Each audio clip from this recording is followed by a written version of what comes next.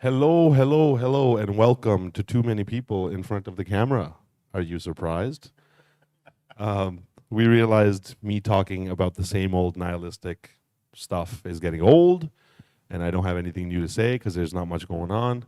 So we decided, why not bring on legends onto a panel and have a discussion about stuff. So first, we'll just go through and everybody introduce themselves. But even before that, I would like to introduce the moderator of this conversation. It's an AI, and its name is ChatGPT. I was on the toilet this morning, and I asked ChatGPT, actually, literally on the toilet, and I asked, "Hey, can you give me a bullet point list of how to talk about dealing with fear and emotion in the crypto markets and in the financial markets?" And it did a way better job than I would have to come up with a list of things. So we're actually going to go through that list and talk about stuff. But before we do that, I'm Sim. Um, thank you.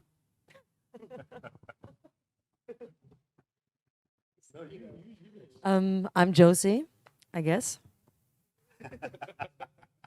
Good morning, everybody. I'm Cyril, and I am a very curious person. I'm James Bone. No, I'm Gozian. You guys know me already, so So it's okay. I just realized we have one guy named Sim, like simulation, and we have one guy named Surreal, like super real. So we have a good balance, okay? And then Josie, like Yossi, you see what's going on, and then goes on because he just goes on and on and on and on. Okay, we have a very That's true. very hand selected panel for you guys. Um, so raise your hand digitally if you're scared right now. Don't lie, guys. It's okay. I'm not scared. Fear is okay. Emotion is okay. I guess I'm the only one terrified. That's why I was on the toilet. And I was pooping my pants because I was so terrified of crypto. I like this mic. It really makes things sound so much better than it actually is. Right? So emotion is totally normal. It's okay, right? Humans, we have this weird thing. We all feel emotion, and we keep saying like, in a market, don't have emotion, but I think that's wrong, right? I think it's not about not having emotion. It's how to deal with the emotion, right? And like we all feel it. You know, I teach this stuff, but it doesn't make me any less human than anybody else. Until I become an AI and then I'm emotionless and then I can deal with this problem in like a really good way. You know, exactly. So how do you deal with emotions in markets, right? So first we're just gonna free form it real quick. Just take 30 seconds, 45 seconds, and then just mention how you like to deal with fear in the markets. I'm gonna start. So I think if we can take a look of the fear or the emotions itself, I think every culture the society, every culture in the society is dealing with certain emotions very, very differently based on their history, historical of their, like some, for example, in Germany, they're dealing fear, and in Indonesia, they're dealing fear with different, different approach, I would say. So, and also myself, like the way I deal with fear and the way I dealt with fear 10 years ago is way different. So right now, it's just a simple thing is through mindfulness and conscious and then making me aware that is the fear, where is the fear comes from. So really asking myself, is it true? Is it a true fear, or is the fear that I'm making up or someone making it up? So where does the fear come from? It's like giving me a pause, a break, like my brain, a break also, like where does it come from? Yeah, actually, that's a beautiful point because it reminds me of a somebody was like, fear is false evidence appearing real, right? So it's like, is it false evidence appearing real, or are you fearful because there is something to be feared, right? Like if a dog is chasing you, yeah, definitely be fearful because a dog could bite you, But at the same time, dogs sense fear. So if a dog is chasing you and you actually just stop and stand and relax, the dog will the dog will realize, okay, this person's not fear. And actually, you made up a really good point. Not made up. It was real. Like she actually, you said a really good point the other day about that I forgot now. It was so good I forgot. No, you said. What were we talking about the other day? What? How do you deal with fear in markets? I think I said a lot of good things that night, though. But Yeah, it was really good. fear in markets, I think you have to step out of it. I know that you have to feel your emotions, which is amazing. But I think I would go for a logical strategy. Mm. First of all, go out and do sport for an hour. I think you have to hack like the things that you can control, first of all. So go and get dopamine, get your brain up there, make it happy. You could actually force your brain to be happy. There's others workouts that even makes you happier. Have some good food. Have some good It's a food, three-letter and word, then starts with S and ends with X. Yeah. yeah. You can also add like dark chocolate on top of it after, which is pretty amazing. But yeah, literally use the tools you have to actually get in a state where you can better cope with your emotions, and then do strategies and fact check. What can I actually do, and what can I don't not do? And So I just remembered what we were talking about. You said fear and excitement is the same thing, right? Like anxiety and excitement is the same feeling. It's the butterflies in your stomach. So you can just shift that, like with mindfulness, you can shift that towards like I'm excited rather than fearful, right? Like when a dog chases me, I get excited because I've raised dogs and I know that if a dog is coming after me, now it's like I got to speak to the dog, and it's like this beautiful experience of like That's connecting with a dog. that's what I mean. That's not a Based on the beautiful experience for you me. know. So that's what I mean based on the experience. Yeah. You know, like if you got traumatized by like chased by dogs and you got bitten or something like that, so then it triggers you something as a fear. Yeah. If you actually had beautiful experience with dogs, which is like if they are coming to you, it's like actually excitement Yeah. towards you that the dog want to hug you, then it triggers other thing. So it's just a term of perspective also. You know. Yeah, I mean, like you know when a dog like bites you. Like I remember when I was a kid in India, I ran from one of the neighbor's dogs, and it was a little dog, and it actually bit me on the back of my ankle, and it actually, I bled. And then when I was raising dogs, the dogs were biting me, but they were nibbling, right? They were showing love to you. So it's like it when you haven't experienced a dog nibbling on you and loving you, you think all dogs bite to hurt, whereas you can do the other side. So, cereal. Yeah. What do you see real about all this stuff? What, my dogs? We should name dogs cereal? Sorry. I think that, no, I don't think, I sincerely believe, like deeply, that emotions are just that. They are emotions and they are meant to be felt, and you should enjoy whatever emotion you're feeling at any given time. And I'm not just talking about market, at anything in your life, but emotions are not a ground on which you make a decision. Not just about the market, about anything in life. Yep. Okay? You're happy, you're genuinely happy or excited or fearful or stressed. As Josie said, you need to distantiate yourself from the emotion and try to go back to a neutral state of mind from which you can rationally, logically establish a strategy when it comes to the market or make a decision about your personal life. Yeah, that's a really good point. So that reminds me of another thing where they said, don't commit to things while you're overly happy, and don't make decisions while you're angry or fearful, right? Because you always make the wrong decision from a state of emotion. And like what we talked about before, like a beautiful concept to understand is your experiences in life create the emotions that you feel around the thing. The emotion that you feel, it creates the action that you take in your life. And the action that you take creates the experience that gets created in your life. And if you're on that loop, I've had the experience of crypto hurting me. Therefore, my emotion is fear and panic. Therefore, my action is running from crypto. Therefore, it creates the experience of me losing money in crypto. Therefore, I will remember losing money in crypto and always have the fear around it, blah, blah, blah, blah, blah.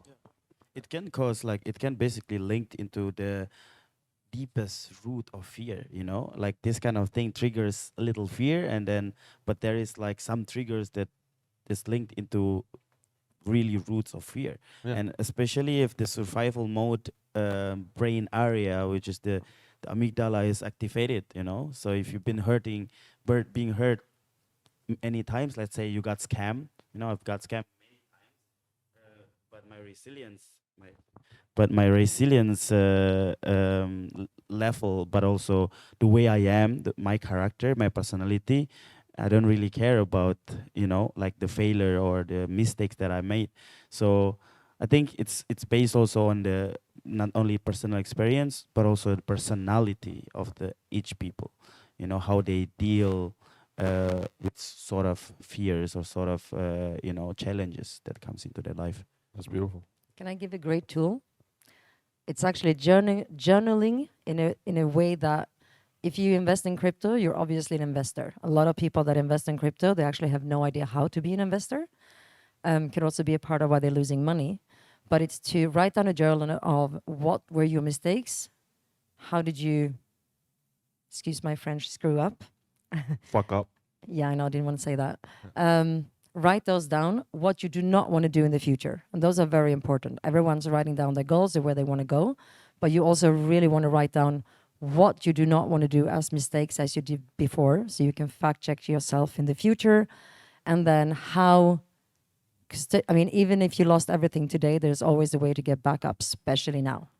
So how can you do it differently, and how can you make use of the mistakes that you made in the past to make you rich and wealthy in the future? Amazing.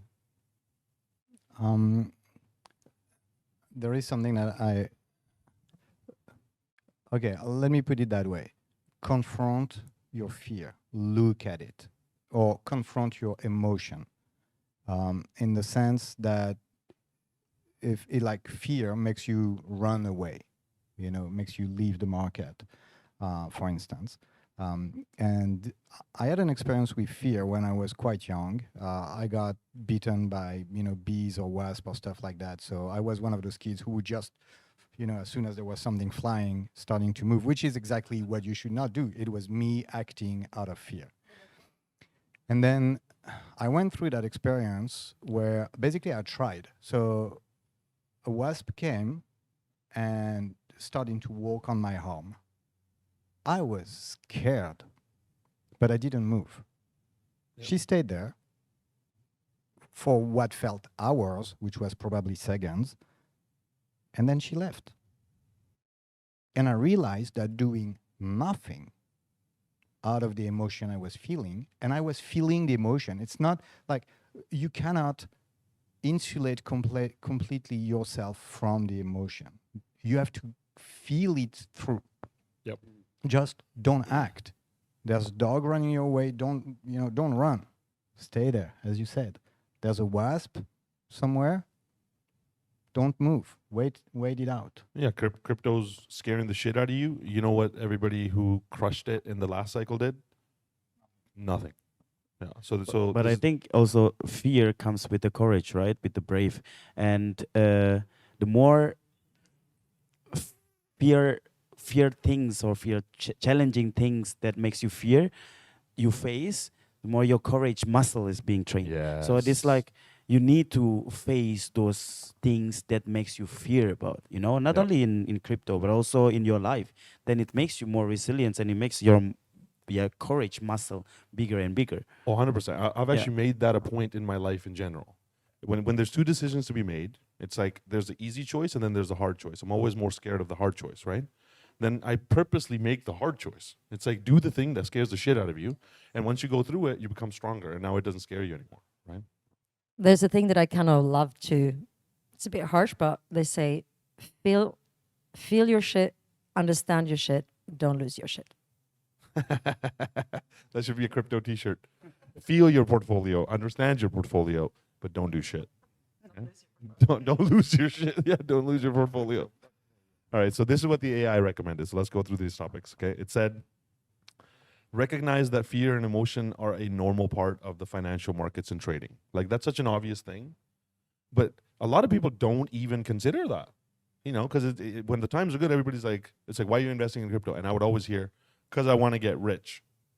It's like, wait, have you considered the fact that getting poor is also part of the process of this process? that like, statistically speaking, more people get poor than they get rich. Okay, but recognize that emotion and fear are part of the markets and trading process. As a matter of fact, if you watch this for some period of time, that is the entire market. It's an emotional roller coaster that's meant to trick you using the portfolio that's showing up on the dollar figure that's showing up on your portfolio. And in this world that we live in, it's like, I want to get rich in 6 months, in 9 months. That's not how wealth works. The people who can't deal with their emotions of fear and do not even consider that it's part of a market always end up getting hurt. Whereas the reason why we're sitting here laughing is not because our portfolio's up. Our Not at all. portfolios have gone to shit like everybody else. But we know, hey, we played this game before. We've gone through this fearful process before. It goes down, it goes up, and that's part of our plan. So I'd love some comments on that. I started to go into crypto trading with an amazing mentor called Max, and I thought I was gonna, go into analysis and just see different charts and how to use it, and actually not at all. Yeah. I was studying 6 weeks with him on actually what to do before trading, and he's What always to do saying, before trading. yeah. I love that. So you have the whole setup of time schedule, where you're supposed to sit, how you arrange the emotions around your desk, if you need new music, no music, if you're supposed to drink coffee or if coffee stresses you out. And he always says, plan your trade and trade your plan. And the most problem with people that do trading is that they lose that. They don't. You do not trade when you're overtired. Like, you have to have all facts checked out. Yeah. How you're supposed to be when you're trading and what you're not supposed to be. And if one of them doesn't tick, you don't do it. And so this is beautiful because the very next point that the AI made was develop a trading plan and stick to it. Yeah. It's almost as if you're an AI.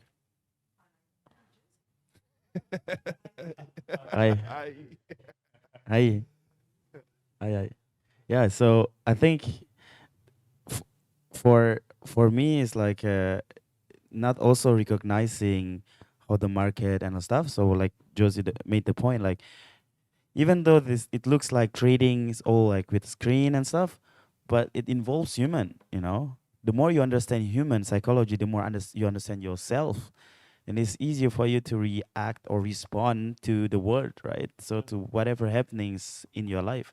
So as you said, like if you're overtired and then we try to do like I want to make money now, then I think you're gonna fucked up. So I think also I'm seeing the life as a battle or a game. So if you go to battle, you need to train yourself and practice yourself and know who the enemies are, right? Who your opponents are. So and in when I was training martial art, and my trainer used to tell me with one principle. Remember the first principle of the martial art? Basically conquer your evil within, So that's actually the biggest enemy that you need to face. It's not the crypto market first. And the thing it's is, actually yourself. The opponent that you're facing in crypto is Wall Street. Emotionless, exactly. dead, cold monsters who are skilled at developing a strategy and executing it. Now we're playing against institutions, and institutions don't have emotions for a reason, right? Because they know that if they don't have emotions and you have emotions, they will win the game. Please disagree with me. 2 mics. I have two of them. No. Yes. Yeah. So first the disagreement, and then I have something to say to add. I don't think that the opponent is Wall Street. Opponent sets the rules. Wall Street sets the rules. You are your own opponents. And the thing is, you said that you need to like, it's not really a battle against yourself, because But it is, isn't it? It's a battle but against so it yourself. is literally a battle against yourself, but the rules of that battle is playing against a market maker, and that is emotionless because it is a bot, it is an AI. So they set an environment within which you play against yourself. Now, Yeah. the thing I wanted to add is, and I am not trading. I walked away from trading. I looked into it. I started to do exactly what you said, setting up a framework stable where you can leave your emotion out of the door and all that. Still, I don't like what it does to me. I don't like Yeah, who I same. am when I am trading. So I just said, I'm not Yes. going to trade. Now, the option I found is to run a bot, but that's a completely different story. The thing is, it is a very easy game. The market can go two ways, up or down. There are only two actions you can do, buy or sell, and there are literally only two emotions you can feel, fear or greed. I mean, It's, You- it's a are you- simplified are version. you a that- robot? it's a very simple. simple enough. Yeah, simplify. Okay, no, simplify it. I could feel panic and poop my pants. I mean, like that. which yeah, which is I think that's Please fear. don't go to the details. I think that's which is a fear. colored version of TMI. fear. But to me, and this is how it felt, it was really fighting against myself. Yeah. I mean, that's life, isn't it? This is what I mean, like with the fighting and the game, the battle. Yeah. So you choose the battle you want to involve in. Like every game has rules. Like every game has someone that set up the rules. Or you create your own game and then with your own rules. You know what I mean? So that is pretty hard to create, but it's possible, you know what I mean? So that's why in the end you're gonna battle on it with yourself. I think it depends if you're either investing in crypto or if you are doing trading. It's Yes, two very that's true, different that's things, you true. know. If you're investing in crypto, you have to have a diversified wallet, which usually makes you help. And if you don't sell, then you usually haven't lost your money yet, and you have to wait. So patience is usually key. This brings us to a really good point. Can you throw up that visualization that I sent to you, please? So let's just think about so this is a really good point that we don't trade. I don't trade. I realize trading is not what I want to do, right? Like it's not something that I like. But here's my thesis for investing. Yeah, people can see this. Yeah. Can we go down, please? Okay. So this is this was Sam Bankman-Fried's net worth, $25 billion at peak, right? Can you make it bit higher? Let's keep going. It's a very long thing. Yeah. This is all of crypto. This in the middle is all of crypto at its peak. That's how much money was in there, okay? That's 2021. That's 2021 peak, which is like $3 trillion basically, okay? But how much literal money, like literally $3 money trillion inside there? dollars, right? $3 trillion was the value of crypto. Now my thesis is that the digital asset space and blockchain will take over the 85% of the value flow in all the rest of this chart that you're going to see. Okay, currencies, stocks, bonds, derivatives, da da da da da da da da. It's going to take over all of that, and that's a thesis that's supported by BlackRock and everybody. It's coming from them. They're saying that within the next 8 years, we're going to see 85% of the value flow go onto blockchain because it's a better way of doing it. Okay, so this is how much crypto is worth. Let's keep going. Scroll down more. More. This is all the currency in the world. This is all the currency in the world. So crypto is going to take over 85% of this. Okay, Is that Keep going. cash or that's all the cash in the world. that's all the cash? Yeah, this is all the tangible cash in the world. Okay, let's keep going. Gold. Keep going. So this is the central bank balance sheets. 85% of that will flow on the blockchain within the next 8 years. Okay, let's keep going. This is the S&P 500. 85% of this will be on the blockchain. Okay, probably more than 85 within the next 15 years. Keep going. Keep going past. Yeah, global money supply right here. So this is the M1 money supply. This is the M2 money supply. There's slight differences, but 85% of this will flow on the blockchain. This is what actually makes the world's business happen. And this is about $150 trillion. This is what we say, what we mean when we say that there's $150 trillion of money in the world. This is what we're talking about. Okay, keep going. More. Oh, right here. So this is the S&P up above. This is the Nasdaq. That's Shanghai. Oops. No, there we go. So this is all of the stock markets. 85% of this will be on the blockchain. Okay, let's keep going. Now this is interesting. We have $300 trillion of debt in the world, but we only have $150 trillion of dollars in the world. I don't know how that debt is going to be paid back, but I think they're going to print money and pay it back because in history they always do it. Even debt is going to move to the blockchain. Okay, let's keep going. The governments, there's so many here. Yeah, this is household debt. This is, pardon? Wait, one sec. Let's keep going. Real estate right here. Whoa. This is $326 trillion of real estate that exists in the world, and there's more at the bottom. 85% of that is going to the blockchain through tokenized assets. This is residential real estate. We got agricultural real estate. We got commercial real estate. 85% of that is going to be on the blockchain. Okay, let's keep going. This is global wealth.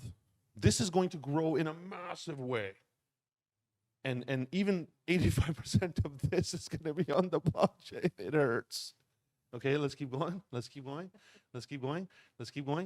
Okay, and now we get to the real kahuna in the process, derivatives.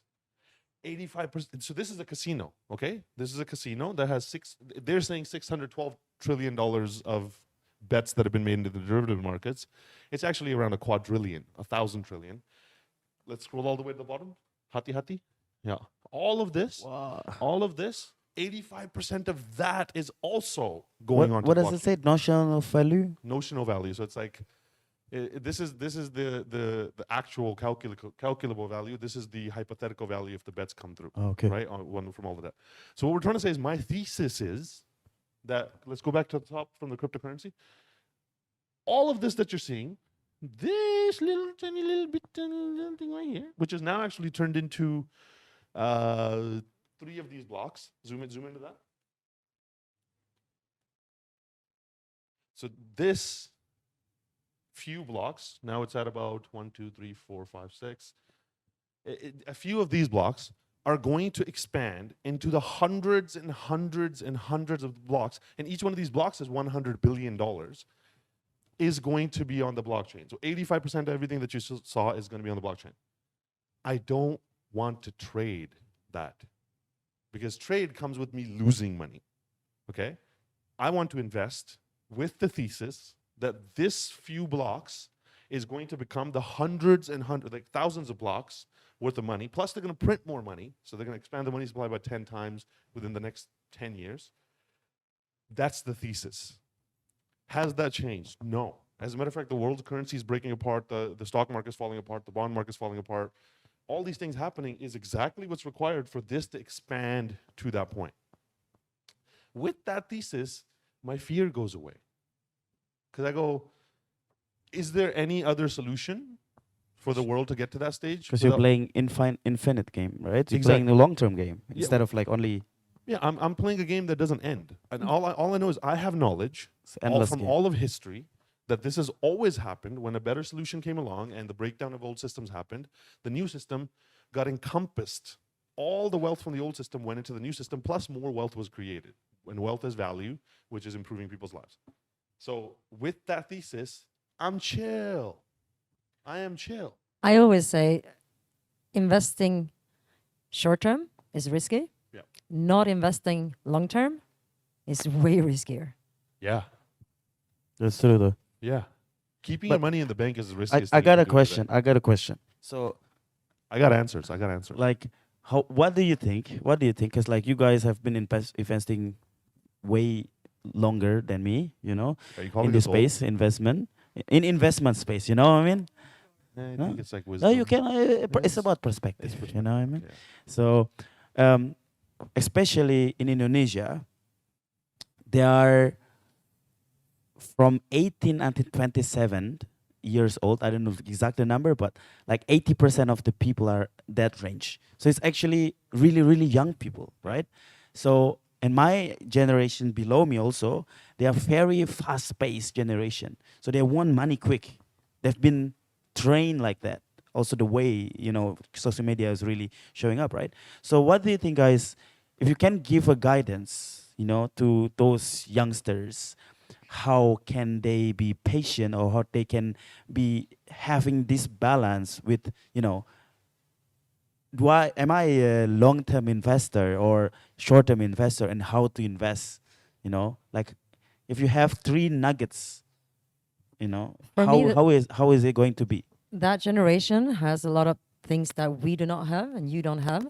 They are all about values, sustainability, and the world, like how to take care of the world. So I think they're fact checking things that we do not, that we most of our generations is not used to. They also like fast money. They like to move fast.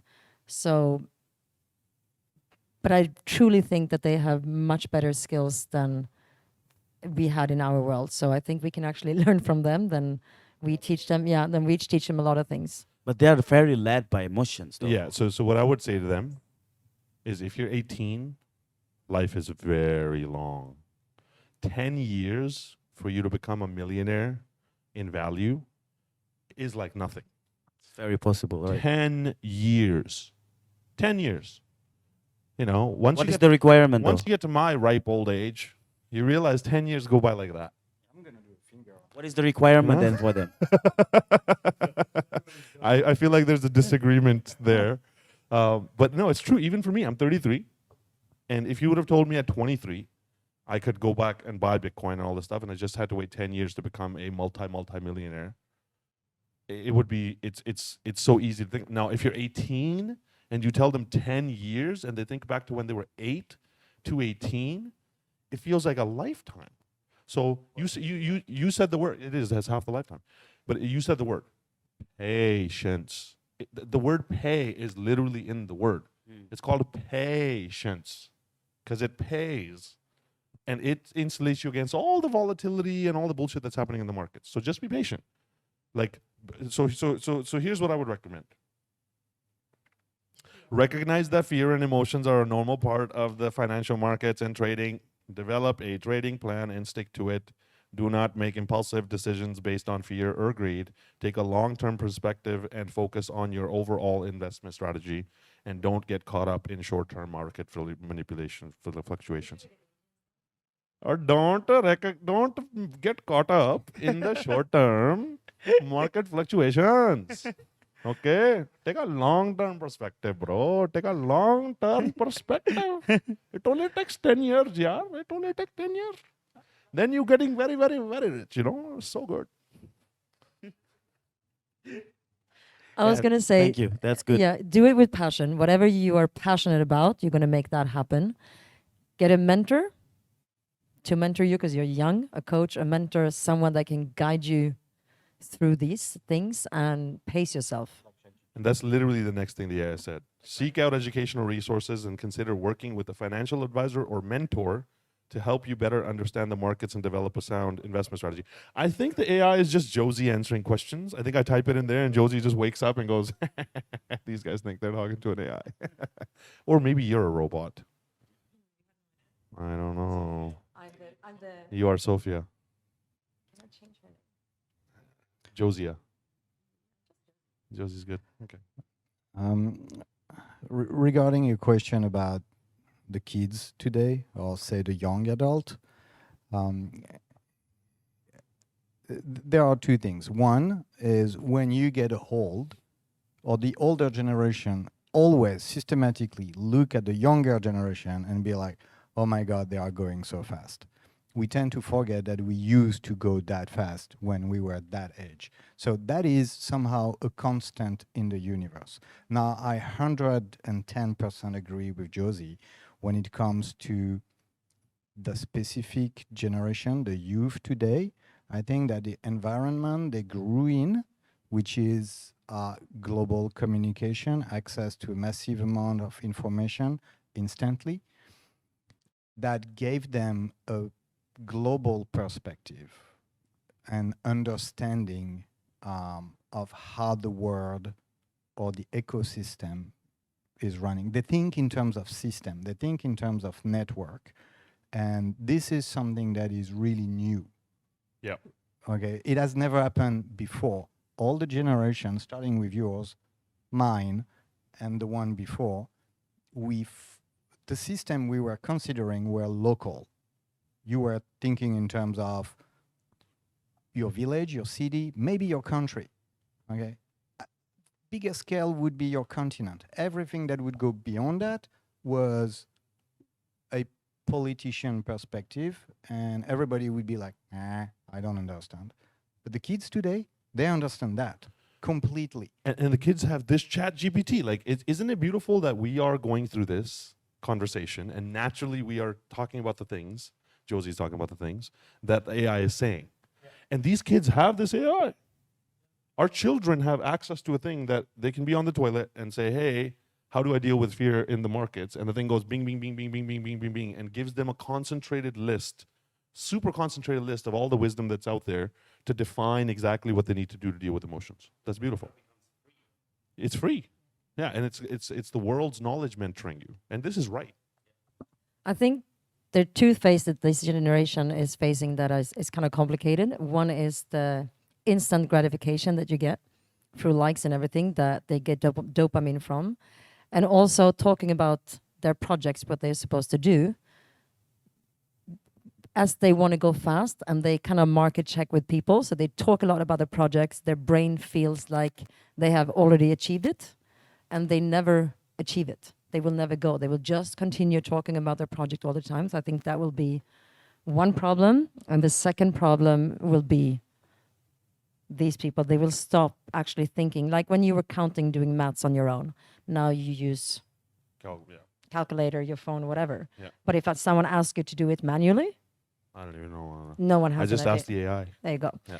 So now if you have to actually be creative and you're using this all the time to rechange your language, to redo this, to redo that for you, after a while you will stop updating your own brain and just using these tools. So I think they have to be careful about sticking to both worlds and keep their creativity. Yeah. Balance. At the same time, I just saw is the video where the guy said or being asked and interviewed like, everybody has 24 hours, but why for each people are different? 24 hours, they can achieve this, and then the other people can not achieve that. So it's like now time, like we value time only like how we achieve things and how much we can progress, right? So we cannot say like back then, 30 years ago, if you want to write something to someone, it takes like what until it goes there 30 days until somebody else know what is the thing that they need to do, with the writing letter and stuff, and then they send it. Right now, No, depends on where you're sending it. yeah, depend on where you're sending letters it. used to take a month to get to India. Yeah, letters is very, very like hard. To India. And right now, in 2 seconds you can give information. Okay. So I think there is always challenge in each generation and each technology, which is then it creates a new fear. So now that's a really good point that you're making there, because the next thing that it said was practice mindfulness, which you already covered, and also seek out support from friends and family and mental health professionals to deal with Yogi. always yogi, meditation, your coach. Have a coach, having a coach, understanding how to cope with fear and other intense emotions is really, really powerful. Now, here's the point I want to move to. It said, take a break from constantly checking the market updates. We cannot take it seriously. always taking breaking while checking marketing. Okay, always take breaks from checking the market constantly, and this can help you reduce anxiety and prevent you from making rash decisions from in this process. I think that is a big part of it. If they're going to manipulate your emotions, they're going to do it by showing you stuff that scares the shit out of you. So if you just don't look less, then your experience is not fully negative. How do you find good coach and mentor though? There's this Indian guy I know, he's very good. He's non-scammer Indian. They're very hard to find. And he's helping people, and he has a panel discussion.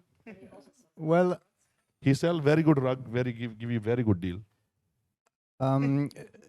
Regarding what you are saying about being overloaded with information, I think yes, you do. I think it is. This is a consequence of what you were saying just a minute ago about how information flows. Internet made information flow much faster with much less friction, and the art is not having information, because information is everywhere. It is information overload for everybody all the time. Yeah. Okay, what is important, and I think that this is what the new generation is doing, it's about refining the information that comes your way and select what you want to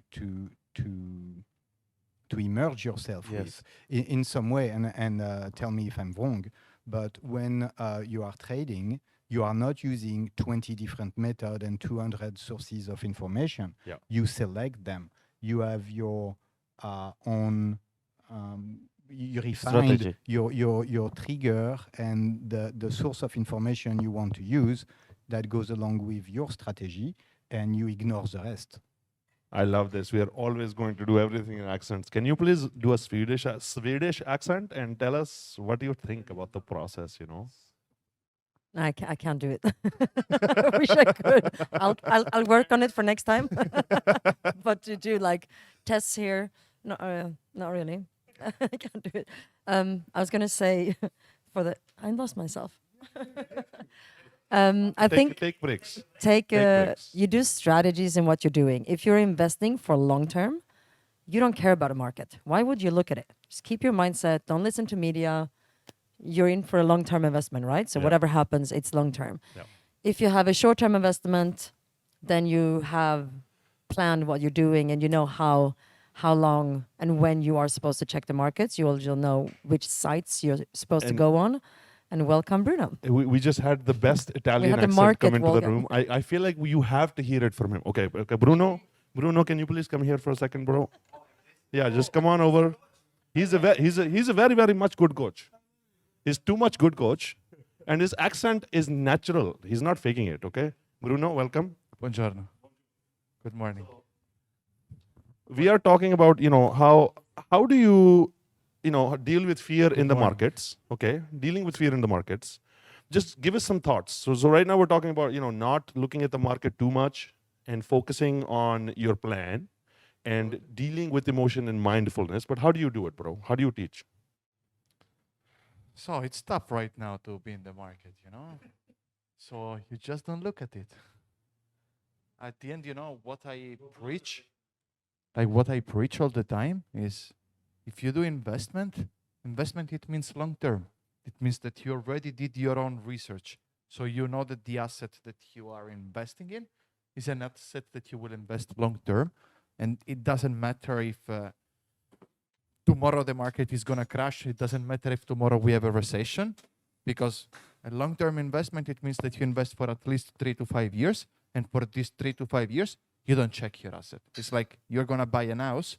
The day after you buy the house, you don't call your real estate agent to know if the price is up or down. Yeah. You start to put furniture inside. You Yeah. start to live it, enjoy it. Maybe after 5-10 years, you decide to sell it if it's worth it. Look, Warren Buffett, he has never sold his Coca-Cola stocks or the candy one. So it doesn't matter what is happening in the market. Actually, if you want to check how the market is going, it's good because you can find something on sale that it's interesting you. Exactly. So you don't spend, unless you are a day trader.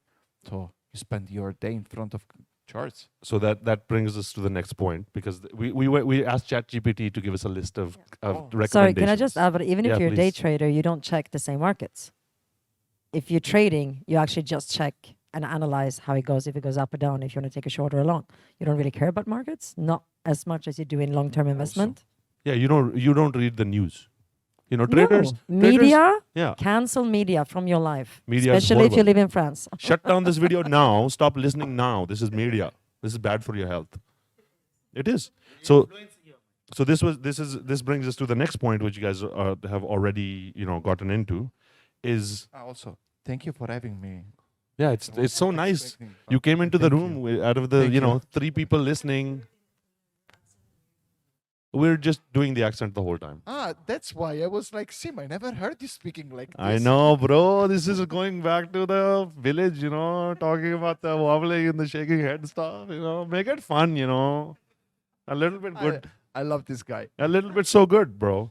So the other thing they said is don't overtrade. You know what you're saying? Don't overtrade. Don't run after every trade trying to make money. A good trader says no to most trades. Exactly. Yes. This is the way you do it. You don't invest in everything. You just put money Sometime, if it is the right moment, if you have everything that is telling you it's the right things to do right now. But Otherwise, it's a waste of time and waste of money. you know what it is though? When that opportunity comes, like now, right? Everybody is so scared around you.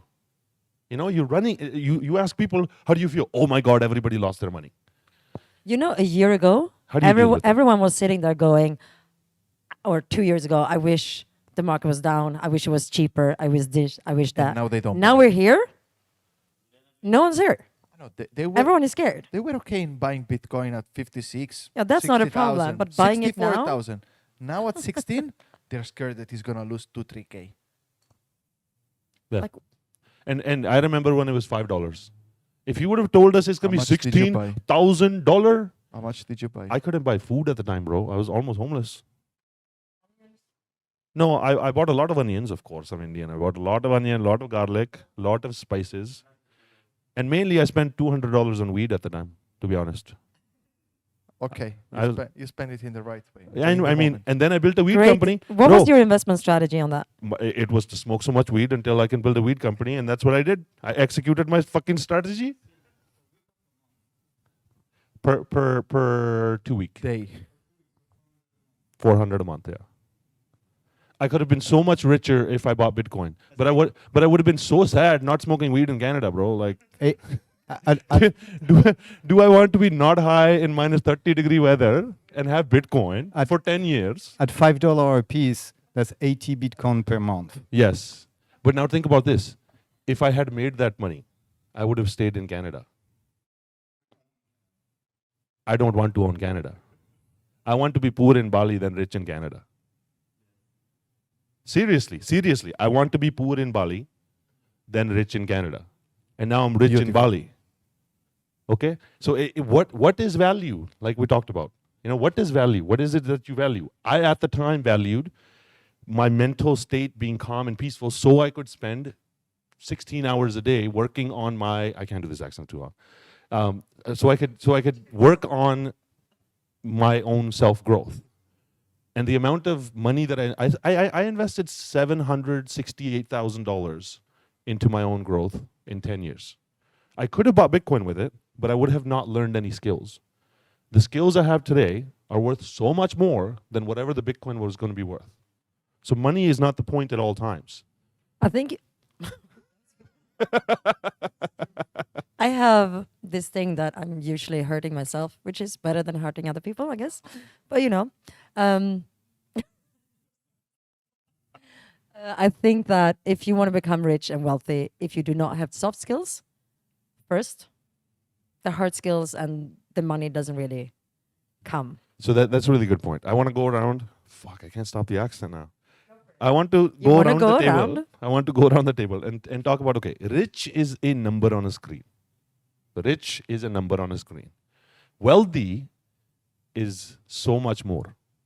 So let's go around and talk about what is your definition of rich and what is your definition of wealthy. For me, the definition of rich is I have a fake number on a screen and I'm so-called rich. The most people that I know that are rich, they're miserable. Wealthy is having love, having care, having knowledge, having passion, having drive, doing the things that you love to do, and having freedom in life. That's wealthy for me. I'd rather be wealthy than rich. I think it's just semantic, because at the end, rich, yeah, it means that you have a good amount of money. So this is good for yourself, for what you want to do.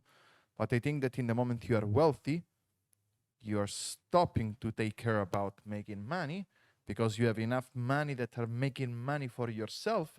So in this way, you can focus on your thing, on the thing that you like. So you don't have to run still behind money on how to make money. You already have enough money, and this money are making money for you.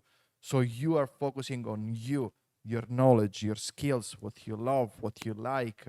You want to go and do parachuting, skydiving, playing soccer, doing all the yoga retreat that exist in the world without having a thought in your mind that you could not afford to do it. This is, I think, my definition of being wealth. And that's really good point, that if you are wealthy in that way, you don't have fear. Yes. Yeah, being wealthy, be able to do 2 hours of sports every morning, or not picking up your kids at school, or be able to, move kind of freely. Bali is amazing in life quality. I think that people forget that money is a tool. It's like food. You need food to live, to your body to function. You need money for your fluff life to function. If you want to travel more, or if you want to do more sport or whatever. So I think the question is like, how do I do this? How can I afford to have more time to do sports every day? How can I afford to do this? What do I need to do that? And then if the answer is money, then how can I make that? But use it as a tool to add value to your life and your passions instead of thinking about it. I think that just becomes, very wealthy instead of That's beautiful. thinking about rich.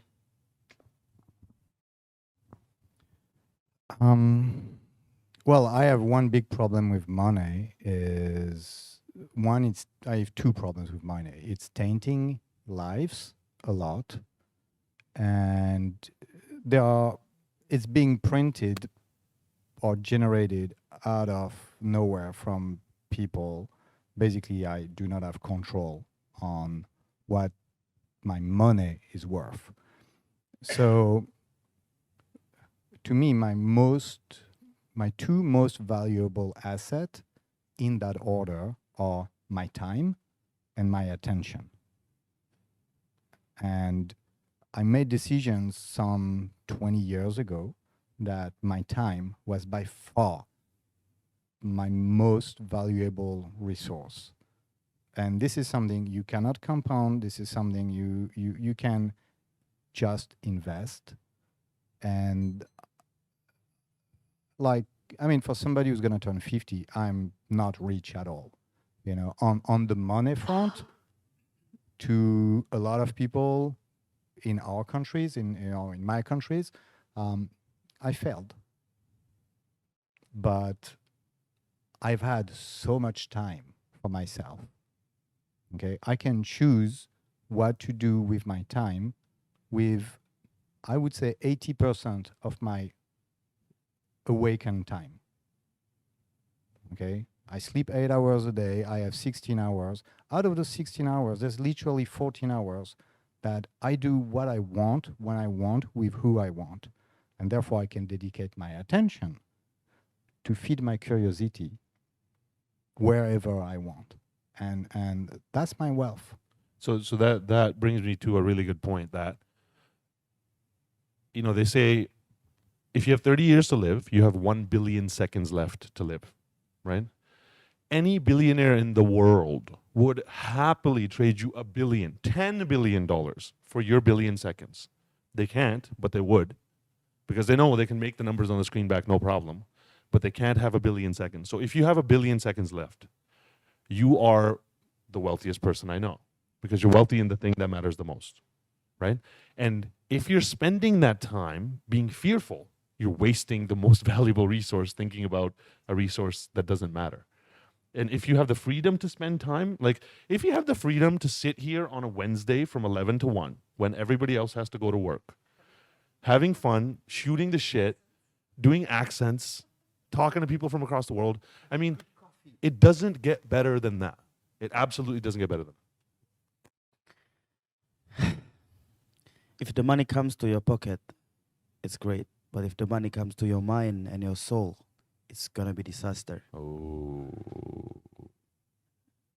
I think we are really putting rich into pedestal with, only money, only, how much we have, like how is our status, and also even being wealthy. That's what the people or society see, right?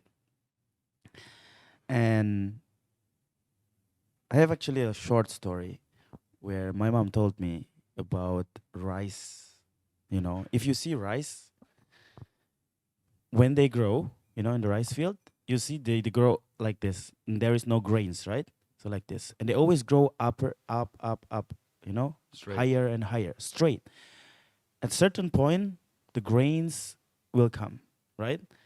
And then the more grains come, then the more the rice comes back to the earth. You see? Like Bows that, right? down. Yeah. Bows down. So see, my mom told me like this: the more you have, the more knowledge you have, the more everything you have, then the more you have to go down to the earth. But you see, people that doesn't have anything, they're always screaming out of the roof and they go up higher, higher, higher. So it makes me realize like rich and wealthy goes together, and it doesn't needs to be, you know, the like people that are showing the thing that I have, screaming on the rooftop, is not necessarily always rich and wealthy. So So this is like, yeah. I've told you guys this story before, but I'll say it again. My mentor in Canada that I built the weed company with is a billionaire, an oil tycoon billionaire, sweet, salt of the earth human, has a jet, has everything that you would think about in the top echelon of wealth. When I came to Bali, I was eating nasi jingo 3 times a day, 50-cent meals 3 times a day. Okay. And I'm sitting on a beach and I take a photo of me sitting there with my legs and a coconut next to me and I post it on Snapchat. And he sends me a message and he goes, I would trade everything to be where you are right now. And I was like, LOL, good joke. But that's a joke. He's like, no, that's not a joke. 100% serious. I would trade everything to be where you are the way you are right now. And when I speak to him, his legs don't work because he had an accident in Hawaii that paralyzed his legs about 80%, so he can barely walk. To him, sitting freely on a beach in Bali, sipping a coconut with 2 working legs, is wealth beyond belief. And it hit me so hard to be like, Jesus Christ, this guy, my mentor, the person I look up to, is telling me that they would want my life. So then I realized, the wealthiest population I've ever met in my entire life? The Balinese. The Balinese are by far the wealthiest population I've ever met. That day when we were in Jakarta, right, and we looked up a warung, which is like a local restaurant to go to, and we picked one, drove to it. It turned out it was somebody's house. It wasn't even a warung. And they were like, "Oh yeah, come on in, have a seat in our living room and have food." And we're like, "Great." And we're sitting there and we're eating, right? And you're looking at the family. It's a dad who drives Gojek, who doesn't have a delivery right now, so he's sitting at home, lounging. His wife's next to him. His mom's right there. They have 3 kids running around, happy. They're joking with each other. They're laughing. And as somebody who did not have that childhood, had rich parents in Canada making $100,000 each, and I didn't have that love, I was like, they're way wealthier than we've ever been. I mean, they still have values that a lot of the Western countries don't have. I think, as you say, like we say money all the time, rich people are not happy and it's because of the money, and money does this to you and money does that to you. No, it don't. You do it to yourself. Yeah. You put yourself in that situation. If you mind your ego whilst you get rich and have a lot of money and you give forward, there are techniques you can say, I will give away 50% to my passion causes to give forward and to educate people on different points that I would love to do. Yep. Then you will always feel close to them. You will feel that you are helping people out, that you give value to the earth, and your mindset will stay strong and grounded. If you don't do that, you will become unhappy, you lose your values. So we can blame money. Just going to blame the people, and they do not put themselves in situations with coaches and mentors to become should a blame good society. person. Yeah. Stop watching media. That's the thing. The system has been built to make us chase it, right? So now this brings me to the next point that I want to talk about: fear, which the AI recommended as well.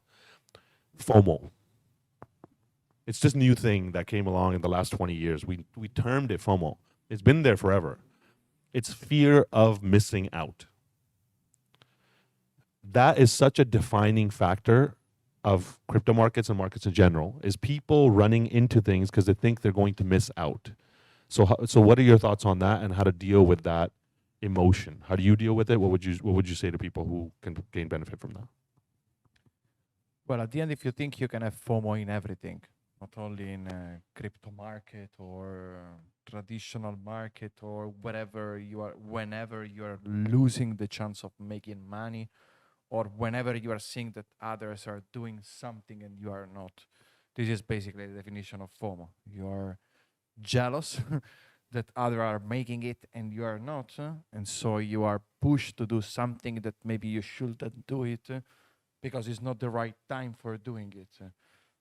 So FOMO for me is sorry, is that feeling that you want to be like all the other, you want to achieve like what the other have already achieved, but you are still struggling for doing it, and in the moment you try to do it, it's the wrong moment for doing it.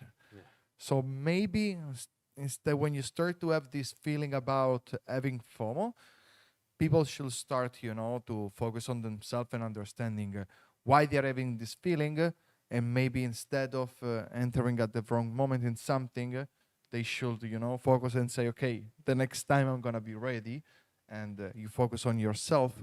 So I think this way you are not gonna have that FOMO sensation again.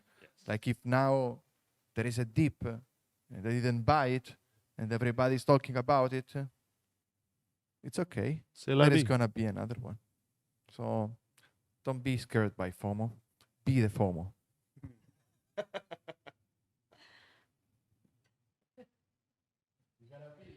Be the FOMO. Yeah, I think also, yeah, scared of missing out on something important. But I think just fact check yourself.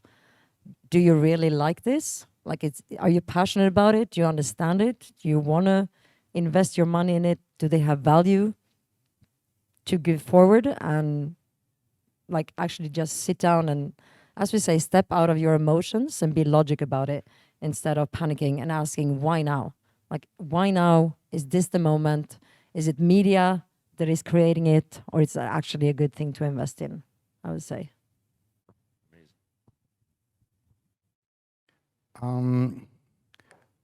Okay, so in FOMO there's fear. Fear is emotion, but I look at FOMO as a very simple function of information velocity. Like the velocity of information today is much, much, much higher than it was 30 years ago. Okay, when I was a kid, or until 25, basically before internet, You're still a kid. I'm still a kid. I would get one postcard from my friend who went to Bali, and I would get that postcard 3 weeks after they came back from Bali, because it would take a month for that postcard to get to me. So yeah, I missed out on something. They went there, they did something that I didn't do. But by the time I get the information, which I received once, I was just happy for them. Okay, FOMO at the time was very low. The way it was delivered to me and the impact it would have on me would be minimal. In fact, it would just trigger some sort of happiness. Today, I get 5 pictures from the same person because they are somewhere in the world where I am not on Instagram. Okay? And then that FOMO thing, that fear or that jealousy or whatever, is being compounded simply by the velocity of information. And we're going back to something I said earlier. It's how do you insulate yourself from the massive amount of information, the crazy overload that we have around us. I think that my generation have some difficulties to do that because, we saw the train started to move, while the kids today, they grew up in that. So they develop naturally some sort of internal system to deal with it. And that's why we're like, oh my God, they're going so fast. But again, the information is going so fast around them. Amazing. Actually, I connect FOMO as a desire within you that is your body telling you something. Obviously, if you have FOMO on something, then your body is signaling you something. Oh, it's like fear of missing out. I'm missing out something. Then it is actually a signal of you. Oh, I want this certain things, right? That other people wants. But instead of just react directly what other people are doing, like really go deep into that. Like, what are the things that I really want that other people are really looking for, the desire. So instead of looking of the fear, then I can look as a desire that my body is signaling me. So it's like, people FOMOing in the market, in the crypto market, and people sometimes also FOMOing in Indonesia is very common. There is a restaurant that viral, so everybody goes there, and then some people want to go there also, right? It's like that. So, but it's actually, is it something that you decide you want to try out, or what kind of emotions you want to fill up with this desire? So if I just take a break, just take a break and then see, going deep in, okay, am I following only this group of peers that trying to hook me into that trap, or is it really my desire? So this is beautiful because the way I've dealt with FOMO in my entire life, I'll tell you a story of, I was 15 and I understood technology better than most people around me. And the internet world was being created at the time. And I was watching everybody get rich from the internet world. So what I did is I came up with a plan. And the plan that I learned from all the legends was learn how to add value to people's lives, right? So what I did is from when I was 15, I did it from when I was 13 technically, but at 15 I really turned it on. I spent 8 to 10 hours a day learning how to add value to people's lives, how to improve people's lives. And 2, 3, 5 years down the road, my friends who are older than me were getting married and they were getting rich. They had jobs. And I had a job, but I was focusing on growth. 3 years down the road, they're getting Mercedes-Benz and a house, and I'm smoking weed and still learning. Patience. I'm 28 years old, selling cell phones, and I'm still learning. Nothing. $0 to show for it. $750,000 that I spent on myself. Nothing to show for it. But my plan was, if I just keep learning how to become more valuable by adding more value to society and people's lives, one day it will all make sense. And then at 28, Canada legalizes weed, and I become one of the premier cannabis experts in the world because I had spent 13 years of my life learning about it, not just smoking it, learning about it, right? Yeah. And it's that messy quote. I practiced for 20 years and became successful overnight. Just like that, right? And but I still stick to my plan. That 15-year-old kid made a plan. Okay, just always learn how to be more valuable, how to create more value than you did yesterday, and keep doing that, rinsing and repeating, right? Having a plan means you don't get FOMO, because my plan was, it has nothing to do with emotion, actually. It was a completely emotionless plan. Just continue learning every single day and figuring out ways to add value to people's lives. And now that plan has paid off handsomely, to the point where now it's paying off exponentially.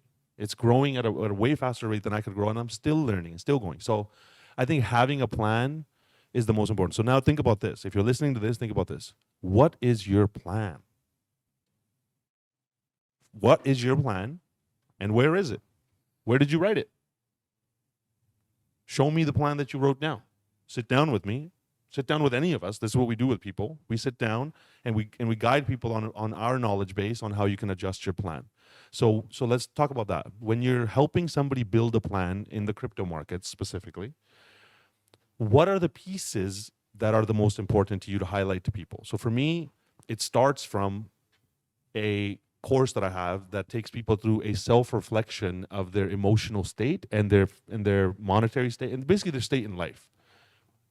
It's helping you understand who you are and what your emotions are, what your state is, and how to then build a plan around that.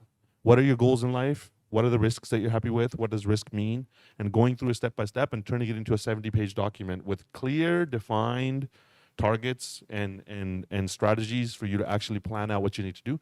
And then comes the easy part, following that plan for the rest of your life. As I said before, you buy, you keep it there, you stop to check it. So I think that more than just having a plan, you need to believe in what you're doing, especially when we come to the crypto market, to the crypto space, crypto environment, call it whatever you want. The first thing you might have, if you want to develop something, is be realistic with yourself. Like, understand what is that you're doing. Is it really something that it can be a success? It's gonna be something that is gonna change somebody else's life. Try to think of your customer. Would you buy your own product? If you will buy it, why? What is that is making you buy it? What is that is different from any other? Unfortunately, we are 8 billion people. So this means that the same idea that we think that we are having and it's unique, another 1,000 people on Earth already had it, and maybe 500 of these are already developing it. So we don't have unique ideas. That's why it's so difficult when you think about a brand name for your product to find something powerful. Because 99.99% of the cool name, of the best name, are already taken. There are too many. So you really need to understand if what you are building is something useful, it's something that people will want to buy it, and then we can start to talk about all the crypto part, what is that you need, why you want to do it, how you want to do it, what is the problem, what is the solution. But start with the roots. So go home, sit, and think. Think as you were your customer, and try to understand if this is something that you will do it. At least this is what I will suggest. I was gonna say whatever you said and whatever you said, but I would also add to that. No, it's very important to understand who you are, your mental state, how to act, how to be passionate, and understand what you're investing in. But I think a lot of people miss the exit strategies. Something will happen. It's finance, it's crypto, it's investing, it's gambling, it's a game, it's exciting. It could also go down, and usually that's what happens. So if you have different exit strategies on how to deal with it in whatever exit might happen, because when you're there, you're panicking, you're scared, you have all these emotions, you have no idea. But if you go into your pain and say, okay, this is it, what are my strategies? Because those strategies and exit strategies are set up when you were stepped out from your emotions, Calm. calm, but you actually have all these different. So you just pick your exit plan and you stick to it. And so this is beautiful because just this morning, while I was still on the toilet, I do a lot of my best work on the toilet. Until like literally, you ever notice like now you used to, before the phone, you used to go to the bathroom, go to the toilet, and then just take a shit and walk out as quickly as you could. Now we sit there until our legs go numb, and then you're like kind of walking like this. You're like, oh, I gotta get up. My legs are gonna die. Okay, so I'm talking. My friend messaged me and he's like, hey, I tried to pull the money out from crypto and put it in my bank, and my bank won't take the money because he didn't have an exit plan. It's like it's not just about it's not about getting in. It's about getting out and then putting it in your bank, and the bank will be like, no, sorry, you didn't come up with a plan. Yeah, that's true. I want to react on the toilet thing and share a personal story. How personal? I want to go to toilet. Thanks for the triggering. And maybe that might be like a fundamental event or piece of my life. But basically, the first 15 years of my life, I grew up in an apartment in Paris where there were around 500 books in the toilets. They should have kept it on the side of the toilet. And I spent all my childhood Don't keep the books on the leaving toilet. the toilet with my legs shaking That's because horrible. I would read and spend time there. Can I And say something though? please. Because my toilet was a bit different from yours. There was a pen on the wall, and the walls were white, and we were all writing on the walls instead. That's good. I love it. Now, Yeah, we didn't have toilets in India. Creativity in We the were shitting bathroom into a is hole. another level, huh? okay, so Also, you are limited in what you create because of the position. So this is another level, you know. okay. Are we? One sec. that got that it. that escalated quickly. I mean, I think that you guys summarized the strategy part very well. I used to say that you negotiate your alliances in time of peace, not in time of war. Yep. And developing your strategy is something that you do before getting in. So as you said, it's about having a plan. You make that plan before you make your investment. And by the time you make your investment, you have an exit strategy, you have an off ramp, you have all those things that are already figured out. So then it's just about simple execution. And the only person you have to trust is the yourself from the past who designed that plan when there was no emotion involved. Yeah, yeah, so go ahead. Just want to add something to that because I know that a lot of people's going to go now, okay, I need to ask for advice, coaches, mentors, expensive, and you guys are going to go out and talk to loads of people. So only take advice from someone that is financially at the point where you want to be later in Yeah. your goal. Actually, Also, yeah. also not that's not only financially, I would say, but also emotionally. Like the person that you want to become is the person you see and look at for, you know? Financially for sure, especially in the term of investment, yeah. But also like how they live their life, you know, like the lifestyle that they build. So yeah. And actually, that what Cyril just said reminded me of a quote from Mike Tyson. It says, "Everybody has a plan until they get punched in the face." You know, and it's like, how much do you stick to your plan when you get punched in the face? Like we're all walking around with bloody noses right now, and do you see us? We couldn't give a fuck. Punch me again. Punch me again. I've been punching in my face so many times it doesn't even ring a bell. Yeah, Josie's punched herself in the face. She's broken her own rib, literally punching a bag. Now that's some legendary shit. But the point is, have a plan that you made when the times were calm, and when you get punched in the face, stick to your plan. And your plan should have an exit, right? So, what's the plan? Like for me, can you put that visualization up again, please? For me, here's the plan. And this is the plan I've been teaching the whole time. This set of squares of cryptocurrency are going to take over. Scroll slowly all the way down. No, yeah, that's what. No, just just scroll faster, faster. It's going to take over all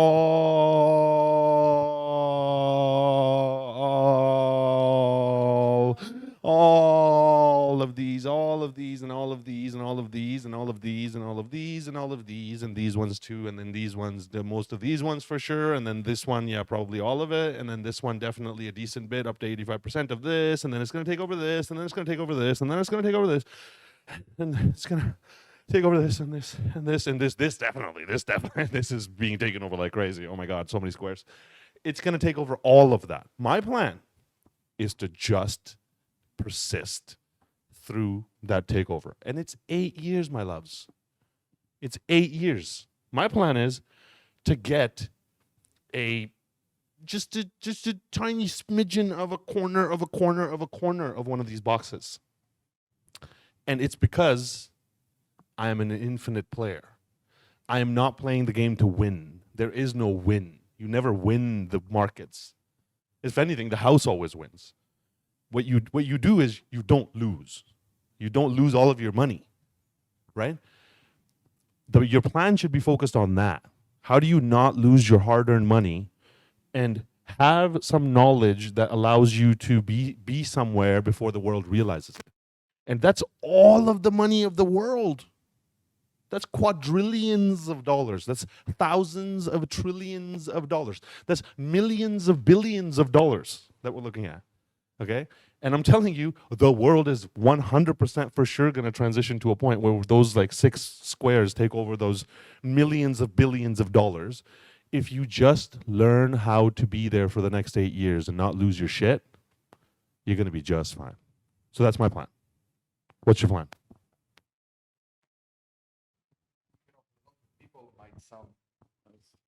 It turned off. Look, I think that a lot of people don't have this kind of patience, you know, to wait for 8 years. We know that by 2030, crypto, blockchain, and all the features that are coming from this technology are gonna take the world, or are gonna start, you know, to put big bases to make sure that everything is built up above them. This will happen. There is no doubt about it. This is the same thing that we are seeing today. Is exactly what we saw 20, 30 years ago when internet was starting, and we had Nobel Prizes that were going around to say internet is never going to impact our life more than the facts actually. And today we are in a situation that without internet we don't have the possibility to access to our own data, to our money, to our information. You're fucked. Sorry, but try to spend 1 hour without internet. With your phone in a place that you are without internet. You cannot check your messages. You cannot go on Instagram. You cannot, Check the market. you cannot do anything. You're just stuck for 1 hour. Like it happened to me couple of weeks ago. I was at home. I was without internet. My SIM was not working. I didn't have internet at home. No Wi-Fi. So I had no way of connecting with the world. Wanted to check LinkedIn. I couldn't. I wanted to check an email. It wasn't loading. I wanted to check Instagram. I couldn't do anything. Market stuck to 3 days before. So I was like, shit, what I'm going to do? I took a book without being in the bathroom. No, I read a lot. I love to read. You read a book. I sat there, read my book, doing my things. I didn't need to have internet. But this is not like this for everyone. Try to think of this new generation, these kids that they live in internet.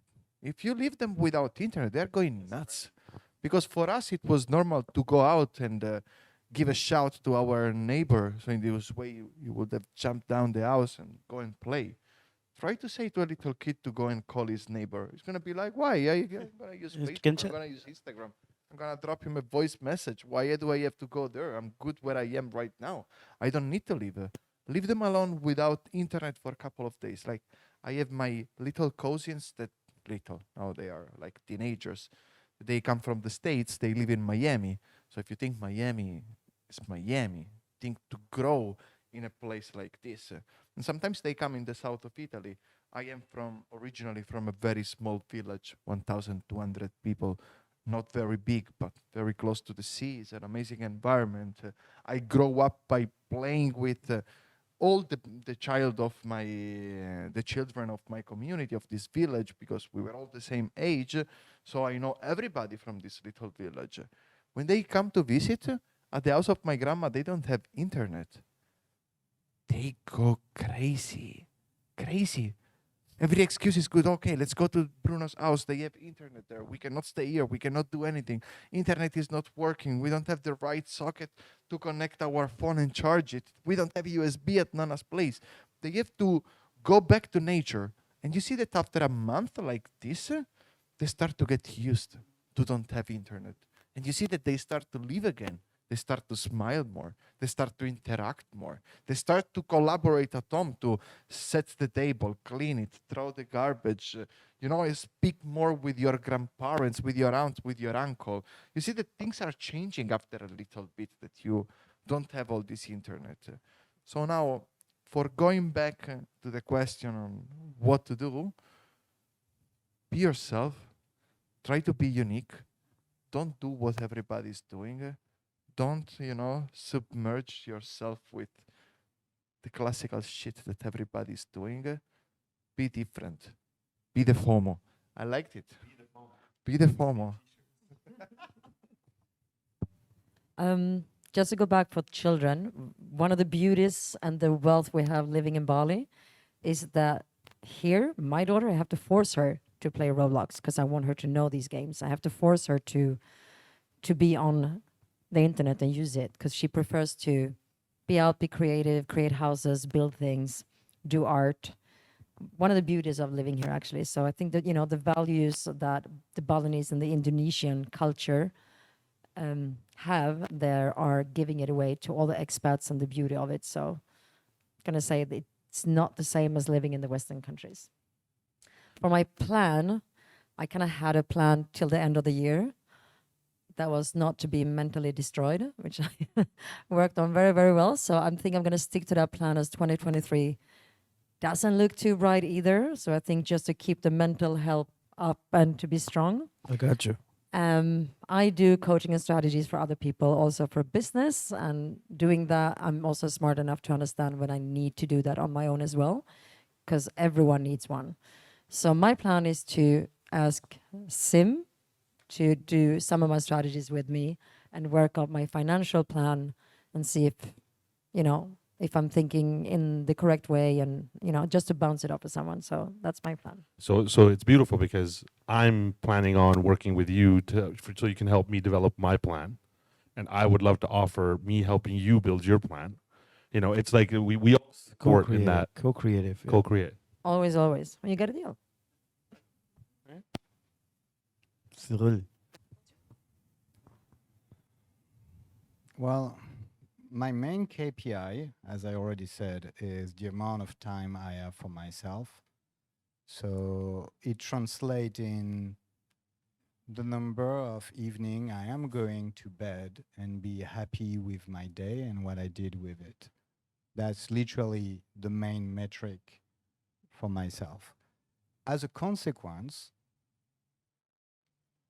the plan of things that the way I plan things I do is for them to be as passive as possible. So when I'm looking at an investment, and I'm not talking necessarily about a financial investment, when I'm investing any of my resources, Time. again, time, attention, and then money, it's how much of that is going to go into that project. And the less it's going to eat out of my resources, the better it is. I mean, it's been beautiful in this time that we get a breath. Yeah. I'm meditating and working out, which I haven't done while the crypto Yeah. markets were up. Okay, Yeah, so right? one of the Makes a big things, difference. I'm going to mention something we've been working on in the team, but like one of my achievement this year is I saw you struggling, with basically tracking a project that appeared complicated, To me. to you. And I remember knocking at the door, being like, hey, do you need some help? You're like, no, we'll figure it out. And, in the team, because we're working on so many different projects, we don't get everybody involved in everything. And a month later, I hear you still, struggling with it. And I'm like, do you need help? No, we'll figure it out. Okay. And you were spending hours, 3 of you behind a computer, and I could see the air literally going white. And the next month I knock at the door, and this time I'm like, fuck it, give it to me, and I took it from you. And then I spent an entire week, whole week, 15 hours a day. But I figured it out, and now it's taking me 2 minutes. It's taking all of us 2 minutes now. And the thing is, the 3 of you are saving countless hours every month. It's taking me 2 minutes. And for me, this one of the most beautiful use of my resources, not just for myself, but for the people I love and I care for and I work with. And I can see the peace of mind that's been triggered or is a consequence of that action. And I think that this is how you should approach the world, Small example. Plan out your time. Optimize it. So, of course, for me, I'm gonna plan on my financial wise as well. But what I'm going to focus is actually like strengthening, like helping people to strengthen their mental, physical, but also the soul level where they can be aligned. Whenever shit hits the fan, you can be like, come on, easy. Like be at the peace, but strength. Always be ready in the way that you are aligned with yourself. So I think that's the thing that I'm going to focus on, like create more resilience to myself. Is I have a lot, but then train or guide people into that as well, to be able, to create the patience that they need or anything else that is included. That's my plan, like focusing on the human itself. And that plan has it has a much longer tail end, but the returns on that returns for the rest of your life, right? But it doesn't start to show results right away, and it takes time for you to actually get your soul to a point where you are, right? Yeah. But the returns, that's what I mean by 15 years that state, and now it's paying after 15 years. It's sticking to and centering yourself to that state. That internal state is what gets reflected out in the world. So this brings me to the next point, to one of the final points that's on the list, is I think a lot of the fear comes out of us being scared of change, but also, like, most people have one way that they make money in the world, one revenue stream. So you have a fear of losing that job, which keeps you in a state of not wanting to change because you're scared of losing that one job. Fear of unknown also. Fear of unknown, 100%. And it's the world that we lived in before was, get one job, stick to it for a long period of time. In the last 20 years, that became nothing. I've had 40-something jobs. And now with the projects, it's a ridiculous number of jobs. But having just one place where you make money will scare the fuck out of you. And you will behave in a way to hold on to that one thing, and anything that is affecting that will affect you. I think having a diversified portfolio of investments, but also a diversified portfolio of things that you do with your time, and a diversified portfolio of revenue streams is super important, because if one goes down, you're fine. Two goes down, and you're fine. Depending on how many you don't have that fear. And I remember the fear of me leaving my last job.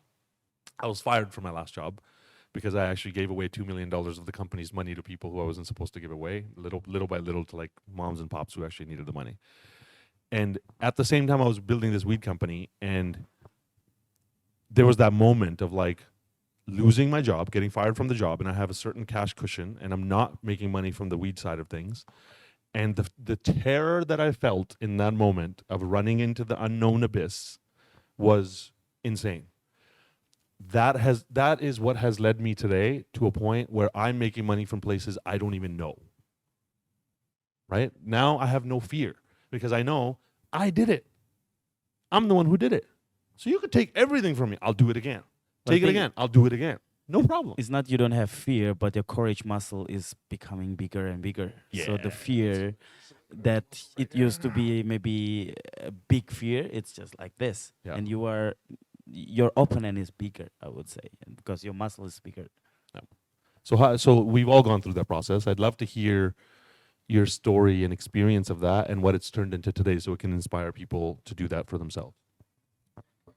So man, I come exactly from this world. If you think I'm a biomedical engineer, and I've been working for more than 7 years with pharmaceutical companies all over the world. So I'm coming from the corporate job, and I had an amazing job. I used to work as a technical manager. I was based in New York, in the States.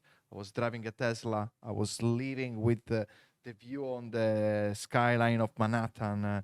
And I always had the thing, I know from where my money are coming. And my salary was good, my position was good, but there was always the thing that if I'm not going to be good in this, if I'm going to change job, then what is going to happen? What is going to be? So I was always trying to excel in my job to make myself, indispensable inside the company. And this is what happened. I became the number one of my company. And then when I was in the States, I was pushed by this American dream. But let's not forget, the American dream is for the Americans. So if you are not American, you can learn the American dream, but you need to apply it somewhere else. Let's put it like this. So pushed by this American dream, I decided, to bet on myself, on my passions, because I used to love my job, but that job was not making me happy because I was really loving it, but I was not happy. I was working 15 hours a day every day. I was giving all myself. I didn't have time for me, for my family, for my wife, for my things. I had, always to wake up earlier than the right time to be able to go to the gym, go to sleep later. So in this way, I could do the things that I couldn't do during the day. At some point, I decided, that's it, I'm done. I don't want to do this anymore. So I quit everything. Now I'm in Bali. I work in so many different things, crypto coach, Web3 expert. I have different revenue of stream that are coming from different places. And even if I don't have one job that is providing for me for my entire wealthiness, I'm okay. I'm happy. I wake up whenever I want. I have the time to go to the gym. I have the time to take 3 hours and have a video call with my friends in Italy. I have the time to spend 8 hours in a row sitting on a chair working on my projects. I'm surrounded by people that are inspiring me every day. So this is the reality that right now I'm so happy because I'm the master of my time. I'm the master of what I'm doing. I don't have to ask permission to anybody else. So yeah, the 9 to 5 job is cool, is giving you stability, but maybe it's not taking out the real you. Let's put it like this. So be yourself, follow your dream, follow your passion, be enthusiastic about what you're doing. For sure, there is going to be up and down. Nothing is just an up, downhill. Everything it's easy. You quit your job, tomorrow you're making 1 million. No, it will not happen like this. You're going to sweat, you're going to cry, you're going to shit blood. A lot of things are going to happen to you, my man, but it's going to be worth it. So enjoy your path, enjoy your journey. Yeah, I'm gonna go on that one. Enjoy the ride. It's not about the goal. It's not about the journey. It's about the people. So yeah, surround yourself with people. I think when I grew up, my biggest fear was not to have enough time to do what I wanted to do, and to be closed in a 9 to 5 job, or do anything. Have to have hours. So the only thing I wanted to do was to travel. So to figure that out, bartender was an amazing idea too, as a job, because that language is the same language all over the world. You do not have to speak any language. Yeah, amazing money actually. Um, yeah, it was pretty good. And then I had all my sisters that were all going to Los Angeles to study. I did not have that time made that money as a bartender, but I needed to learn English, and I didn't speak English though I'm Swedish. So they all paid high schools with a lot of money to, yeah, to teach themselves English. And I went and I paid for beer and a pool table every day for 6 months, which was much cheaper than an education. So Swedish, 18 years old, asking any man in the room to give him free pool and free beer and teach me Swedish was it was much cheaper than to pay actually education. And then I realized that you do not have to have all these high educations, or do all these things to actually have a plan and become rich. I think somewhere on the way I listened to media and my parents, and I actually ended up in Paris going to Sorbonne to study law, and realized after 2 years that this was not what I wanted to do. I did an extra year and ended up with high bits and debts in school that we all did, I think.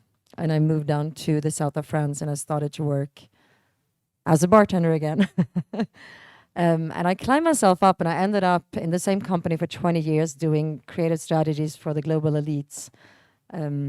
Actually, as starting as a bartender without a high school education. I don't even had my baccalaureate at that time.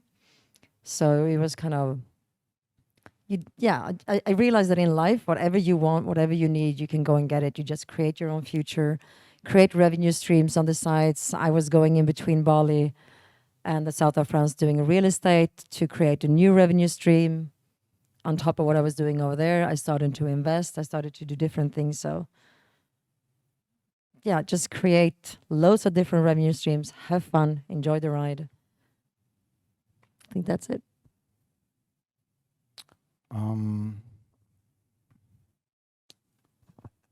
In the sense of working, as we say, 9 to 5 job, when you feel like you have to go to work.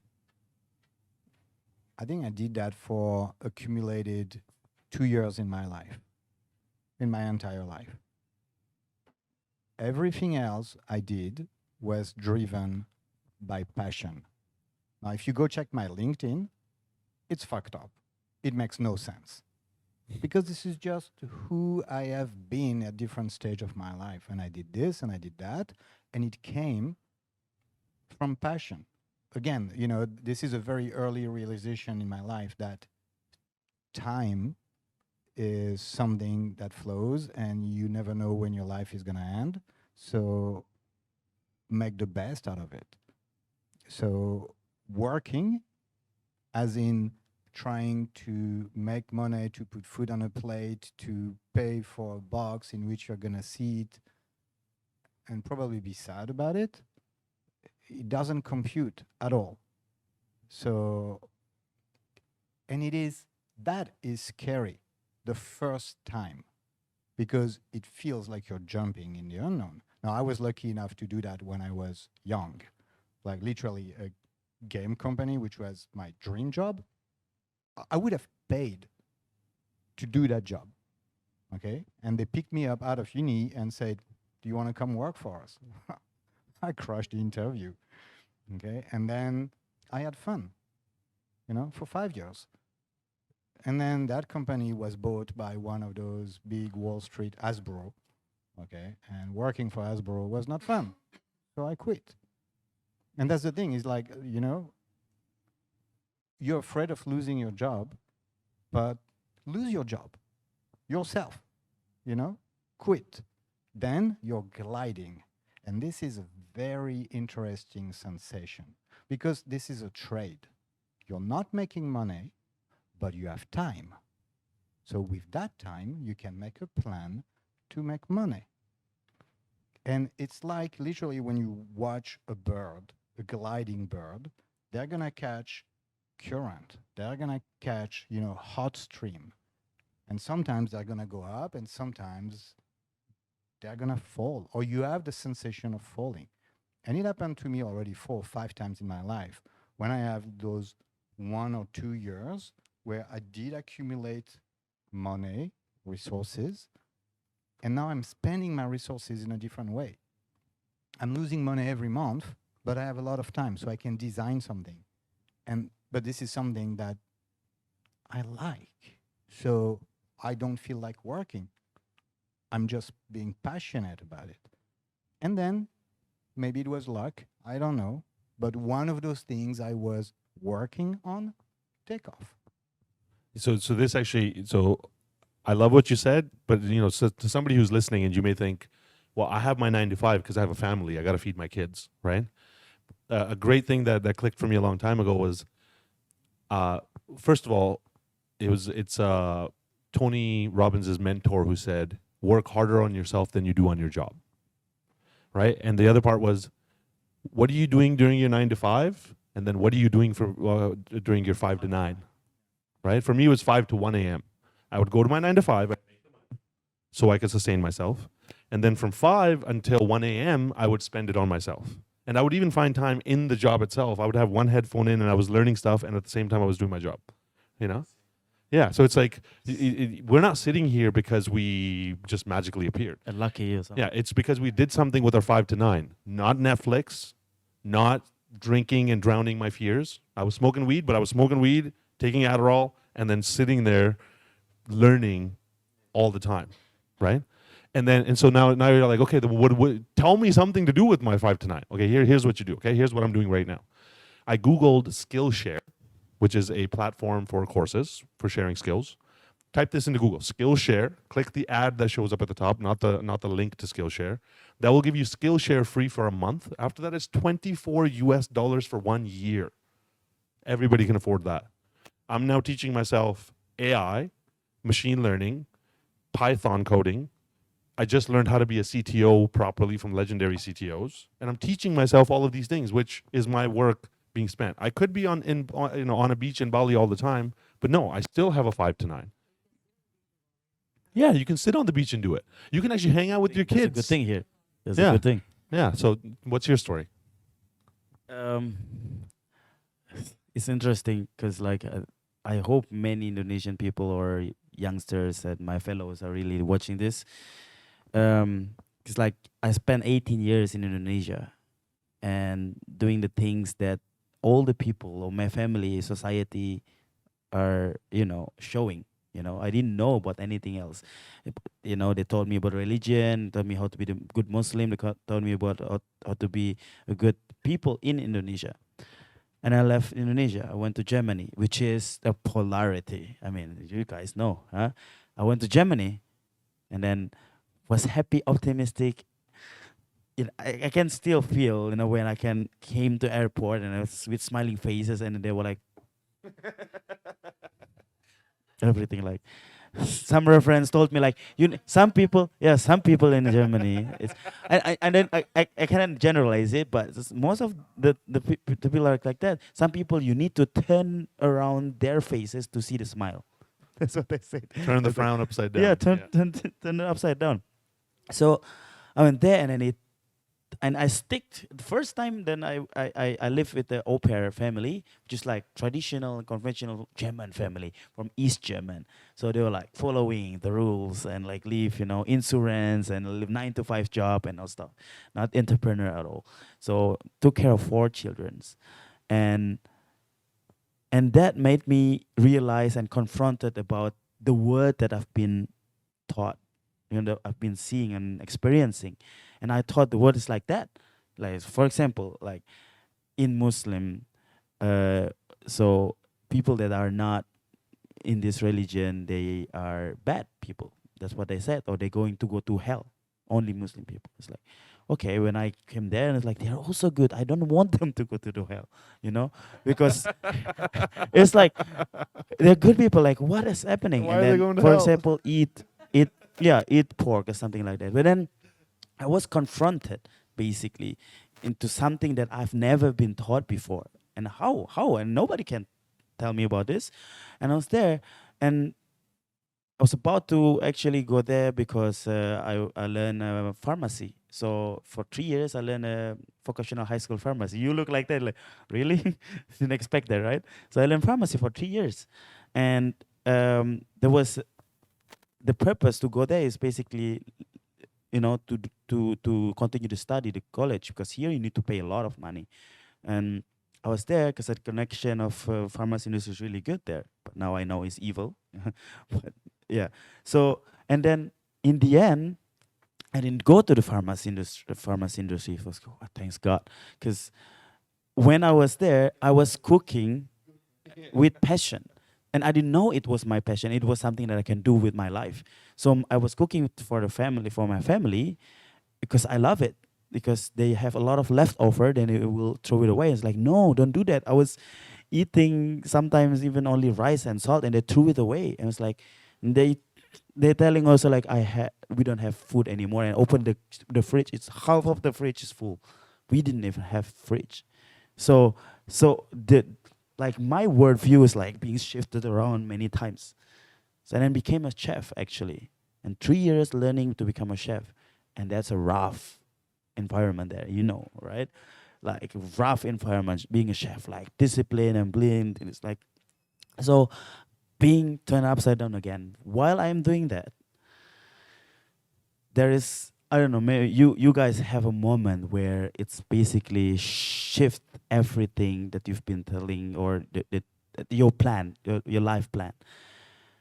It was a time when my dad passed away, 2015. So one of the reasons I came there is because my dad wants me to be successful, obviously. So it was also the reason why, especially a lot of Indonesian people here are working 9 to 5, and they want to do it because they want to make the parent proud. So my purpose then actually to came to Germany. I want to make my family proud and my dad. So it was the only purpose in the end, deepest. When my dad was away, and I actually confronted his will to become a pharmacist. So I went to be a chef, and I lost actually my life purpose. I was like, what the fuck am I doing here then? When my dad is there, so there's nobody to prove anymore. There's nobody I can make proud of. So I was asking, why am I here? That's exactly the turnover of my life where I said, okay, now I think about myself. Why? What a great question. Why? Why? Exactly, because Why am I doing what I'm doing? exactly, because like you stand up, you wake up in the morning, right, and you go to the work, and you see the faces of the people. They are physically in the work, but soul they already sign out. They sign out. They're already not there anymore. Existing but not alive. And I saw their faces, 50 years old, mom or grandma even, still working their ass off. I don't want to be that. So this is beautiful. So that's This like is beautiful. there's a lot, but this is like then it changed a lot of stuff. So I went to an NGO. I work with the children and teenager, to raise awareness about racism, discrimination, and stuff, and then came back to Indonesia to my roots. That time, 2019, I quit my job. So after the learning about the chef, I was actually working in IKEA in the restaurant as a chef, but to be able to earn more money and time because I want to work on myself more. 2015, it was like I went deep into personal development. Why am I like this? Why my purpose, my life, why I'm angry and stuff. So I went deeper there.